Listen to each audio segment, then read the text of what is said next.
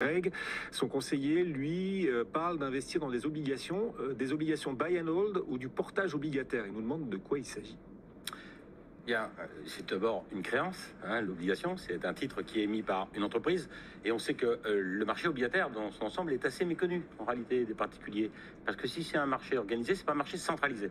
Donc il est plus délicat d'acheter des obligations. Les obligations, ce sont des créances qui sont émises par des entreprises qui vont chercher de l'argent auprès des investisseurs privés, et puis qui donnent une rémunération en échange de la durée pour laquelle l'obligation est émise. La stratégie obligataire buy and hold porte bien son nom, c'est acheter et conserver et garder.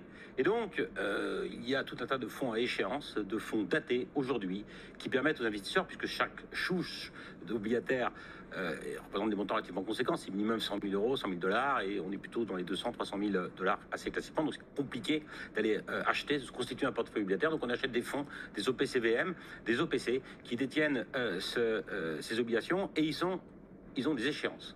Donc des échéances de 4 ans, 5 ans. Et on sait qu'on a une durée qui est fixe sur le produit, et on a un intérêt qui est fixe aussi, qui fluctue bien évidemment selon les marchés, mais qui est défini au départ dans le cadre du contrat qui est passé entre le fonds et puis son acheteur. Et puis à l'issue de la durée pour laquelle le fonds a été souscrit, eh bien on va au remboursement. Donc il n'y a pas de variabilité.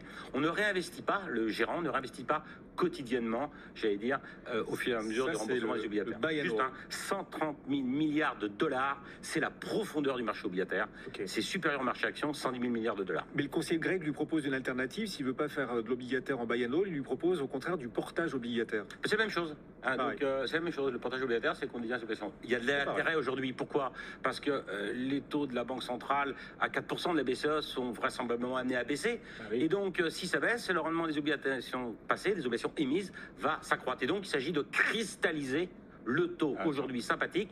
Juste sur des obligations à 4-5 ans, aujourd'hui, on a une rémunération en investment grade, en bonne qualité d'émetteur. Des boîtes comme Apple, Netflix, Mercedes, je ne sais, donc donnent plus de 5%. Vous n'avez pas cité une seule française, pas une seule. Vous avez cité tous sauf... Oui, on peut nommer Accor, LVMH, donc si ça vous fait Air Liquide, ça vous fait plaisir. Donc, mon cher Guillaume, mais on a 5% de rentabilité, du high yield, on a plus de 7% à peu près de rentabilité sur 5 ans. Juste une chose, le défaut, le risque, c'est le défaut de remboursement à terme, c'est-à-dire le fait que l'obligation n'est pas remboursée, mais ce défaut, il est inférieur à 4% sur du high yield. Il ne faut pas l'oublier, il est très faible.